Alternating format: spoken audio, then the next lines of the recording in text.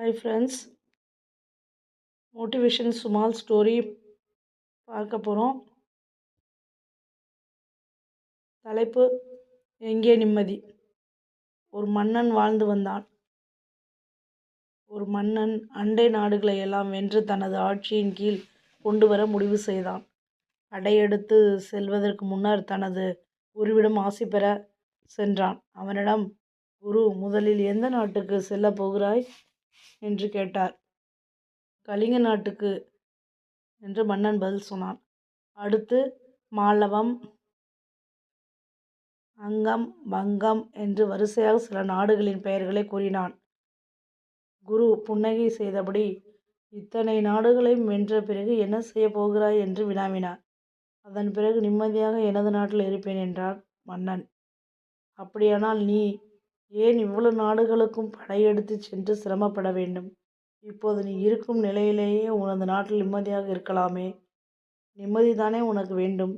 அதை இப்போதே செய்துவிட்டேன் என்றார் குரு. ப்ளீஸ் சப்ஸ்கிரைப் பண்ணுங்கள், லைக் பண்ணுங்கள், சப்போர்ட் பண்ணுங்கள். தேங்க்யூ ஃபார் வாட்சிங்.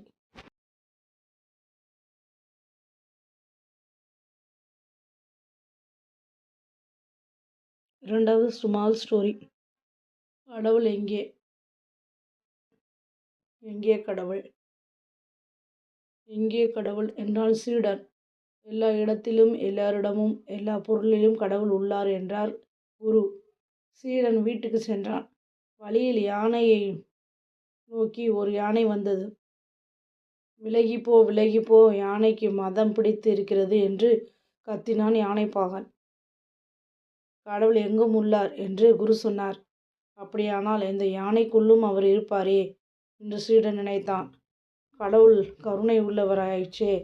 கடவுள் இருக்கும் இந்த யானை என்னை ஒன்றும் செய்யாது என்று எண்ணிய சீடன் அதே இடத்தில் அசையாமல் நின்றான். மதம் கொண்ட யானையோ அவனை தும்பிக்கையால் தூக்கி வீசியது. ஆனால் அதிர்ஷ்டவசமாக வைக்கோல் மீது விழுந்ததால் தப்பினான்.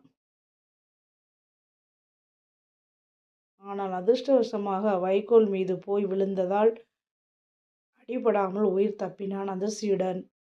குருவும் பிற சீடர்களும் அவனது உதவிக்கு வந்தனர். சீடன் கோபத்துடன் எழுந்தான். குருவே, கடவுள் எங்கும் இருக்கிறார் என்றீர்கள். ஆனால் இந்த யானை என்னை தூக்கி வீசியதை பார்த்தீர்களா? இந்த யானைக்குள் கடவுள் இல்லையா என்றான். குரு சிரித்தார். பிறகு சொன்னார், என் அருமை சீடனே, கடவுள் எங்கும் தான் இருக்கிறார். அவர் யானையிலும் இருக்கிறார். உன்னை விலகி போக சொன்ன யானை பாகனிடம் இருக்கிறார். பாகன் கூறியதை நீ ஏன் கேட்கவில்லை? மேலும் கடவுள் இந்த வைக்கோல் போரிலும் இருக்கிறார். அவர்தான் இப்போது உன்னை காப்பாற்றியிருக்கிறார். தவறை உணர்ந்த சீடன் தலை கவிழ்ந்தான்.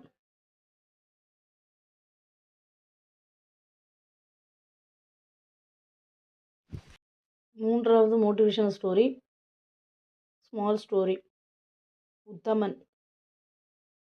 குருகுலம் மாணவர்களுக்கு உத்தமன், மத்திமன், அதமன் ஆகியோரின் தன்மைகளை போதிக்க நினைத்தார் குரு.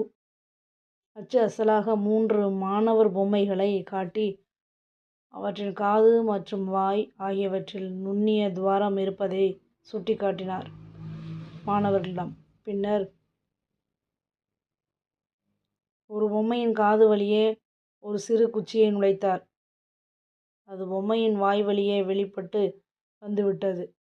குரு சொன்னார், இவன்தான் அதமன். தன் காதால் கேட்டவற்றையெல்லாம் கண்டவர்களிடம் தனது வாயால் சொல்லிவிடுவான். அடுத்த பொம்மையின் காதிலும் குச்சியை நுழைத்தார். அந்த குச்சி மற்றொரு காதின் வழியே வெளியே வந்தது. இப்போது குரு சொன்னார், இவன்தான் மத்திமன். இந்த காதில் வாங்கி அந்த காதில் வழியே விட்டு விடுவான்.